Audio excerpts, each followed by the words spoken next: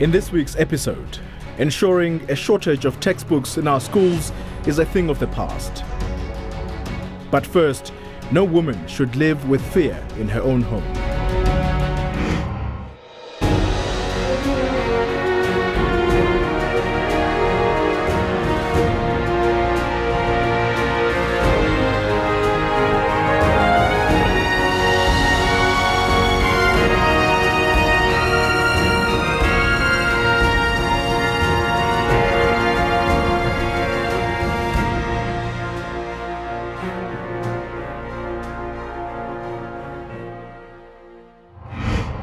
It is quite comforting to know that victims of gender violence in KwaZulu-Natal have a sympathetic ear on standby to give them the urgent assistance they need.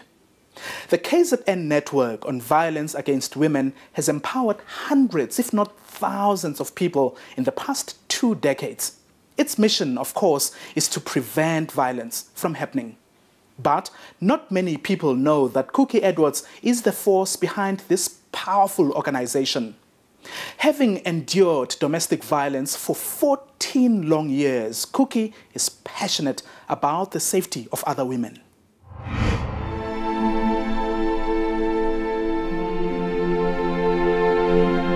Cookie Edwards was only 16 years old when she had her first baby.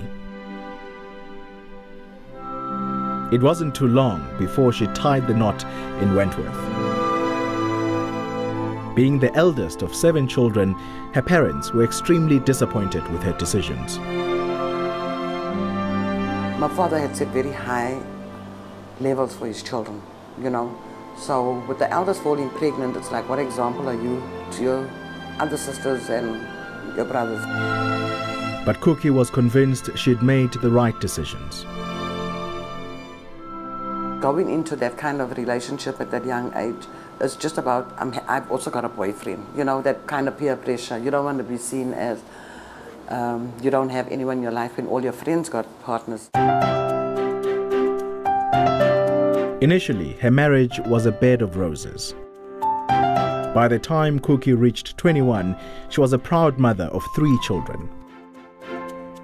When you're young and you look at other marriages, you think, oh God, I want everything that they have. But you don't realize that's only the front. There's a lot of things that go on behind closed doors.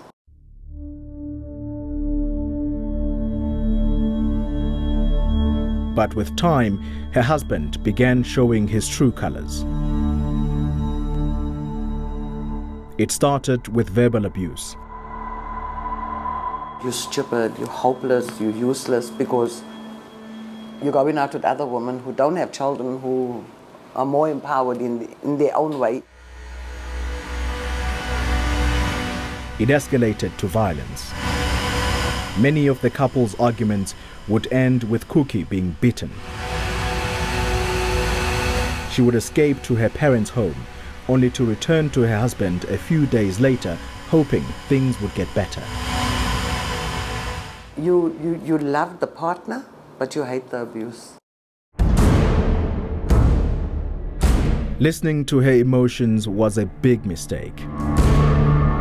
One afternoon in 1979, the extreme aggression Cookie was subjected to nearly became fatal. He punched me. I was unconscious. I was laying on the street, and I don't know how long I was out for, but when I got up, my friend and him were trying to, you know, they were over me, trying to get me up and wake me up. And then when I came round, I was like dizzy, but I felt like there was something in my throat. And I kept on like, you know, like trying to cough this out. But I was like so weak, and between the two of them, they carried me home. Her husband refused to allow her to leave the house, and Cookie only went to the doctor 3 months later. She was immediately referred to a hospital where it was confirmed she had a broken jaw. No matter how close she was to death, the beating continued throughout the years. But one fateful morning in 1982, Cookie received a life-changing call regarding her husband. He was robbed and stabbed to death in Durban. I found myself as a single parent, a widow. But as a single parent, being unskilled, unemployed, you know, doing your piecework here and there, I had to make decisions. I had to provide for the home.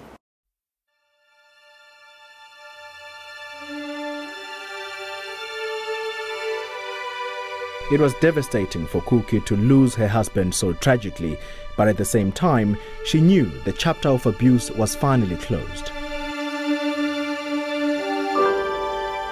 For the first time, she could now focus on herself and even see a psychologist about the abuse she had endured for 14 years.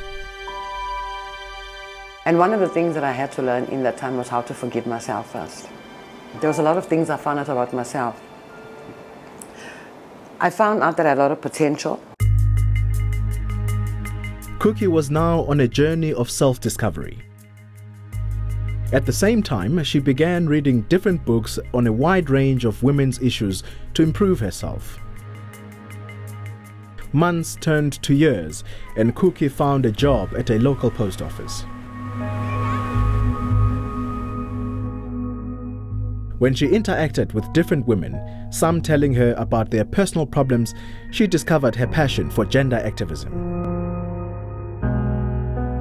In 1987, she started a human rights organization that would later be known as the KZN Network on Violence Against Women. With funding from international donors, the group played a key part in the setting up of the Durban Family Court. We also played a major role in the Maintenance Act, the new Domestic Violence Act, you know, most of the legislation that pertained to women. We played a major role in that in the sense of being part of those meetings and submitting notes, you know, on what should go in the proposal. So we were a very big part of that working group of the new Domestic Violence Act, you know, that pertains to, because the Domestic Violence Act before was only for husbands and wives. But it is its security mechanisms in the KZN area that Cookie's initiative is known for. It identifies areas where domestic violence has been reported the most and places its volunteers to act as gatekeepers.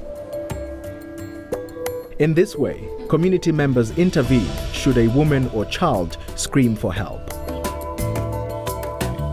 When we launched the violent-free zones, it was good because men weren't really involved, and we did it together with the men. In our prevention action sessions, we were saying that the rape and the domestic violence, it was too much. It was just like getting out of hand. There you have it. If you'd like to be in touch with Cookie's organization or know someone who's desperate for help, they are ready to take your call. Still to come, producing a reading nation, one book at a time.